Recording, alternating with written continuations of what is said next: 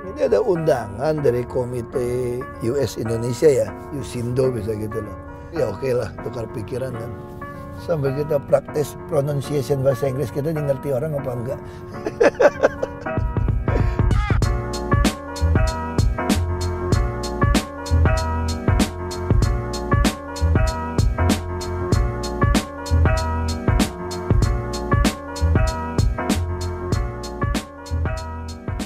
Thank you for US Indo Society, Pak Rudy and all the participants. I learned my English. I never study abroad. I never have a good course. I came from a village. What are the requirements for good governance, especially as a city as big as Jakarta? The root of all problem in Indonesia is corruption. That's why we have to put everything transparent.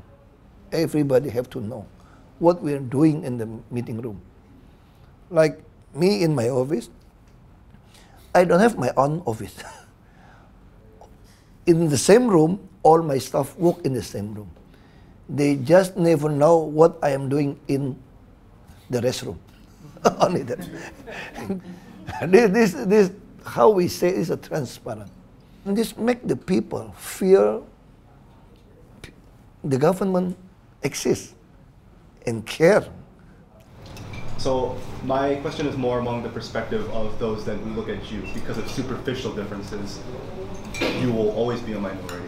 And so when you enter politics, and this is from my experience also trying to become active in my community, there's this perception that I'm only acting in the interest of my group. What are the challenges then in a country like Indonesia with so many different ethnic groups and religious groups for people to be able to see that when people wish to enter politics and they wish to serve, they're serving something that is common to all Indonesians?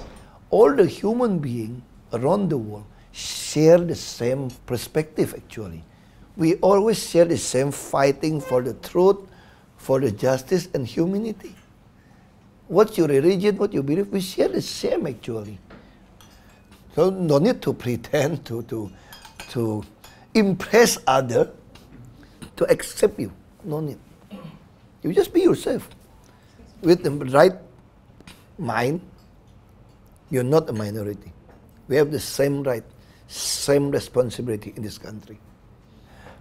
If one day Indonesia have an invasion from other country, I will fight in the front line, defend this country. And he said like this, I will also in front line. Yes, but I in front you. In front of you. Being a public servant, when you follow that route, right, your life becomes a little bit more public as well.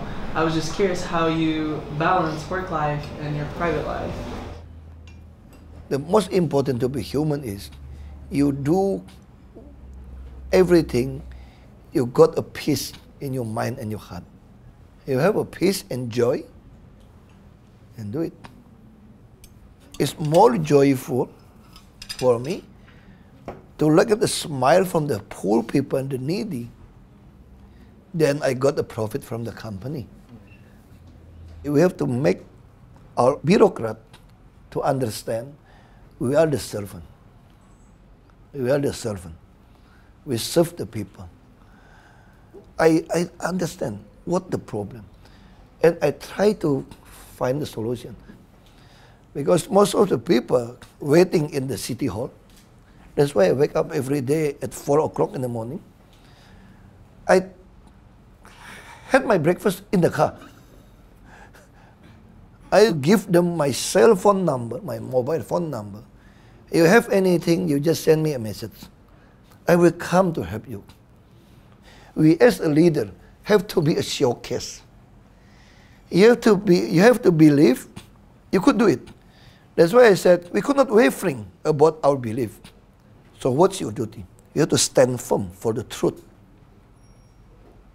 For what again? For justice and humanity. We just stand for this. I don't care who you are. I just stand for truth, justice, and humanity.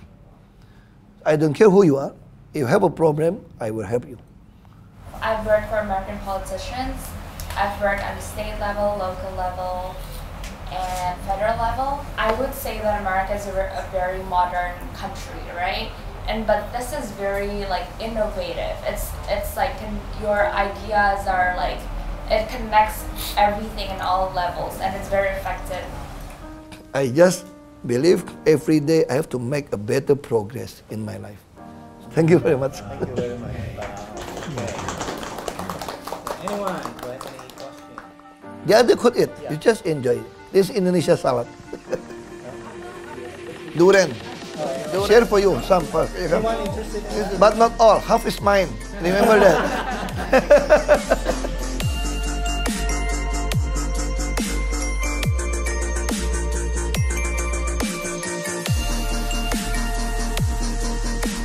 I know Pahok because I'm a sociology student from the US and I study Southeast Asia with a focus on Indonesia, so oftentimes in my Southeast Asian classes we would look to Ahok as an example of an exemplary governor and up-and-coming politician. I have a friend from university who's actually from Jakarta, and she spoke very highly about his policies and all the positive changes that he's made for Jakarta. She'd be very jealous right now to hear that I got to meet him. He gave a lot of hope, especially for us because we're the youth who are essentially, a lot of us are trying to pursue a career in foreign service or with the government.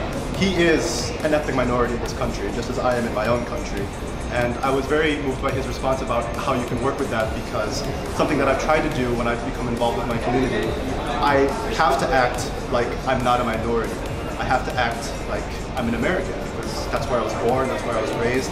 And I'm moved by how he was able to say, that's the way you have to think, because when you enter public service, you're serving the common people. Pahok, terima kasih banyak atas waktunya sebagai Gubernur Jakarta. I wish him the best of luck in his future endeavors. I know many of the people who I've spoken to that they all wish for him to come back to politics, because certainly his voice and his insights are ones that are going to be missed. So you already understand what the meaning sekali lagi. Udah kering giginya.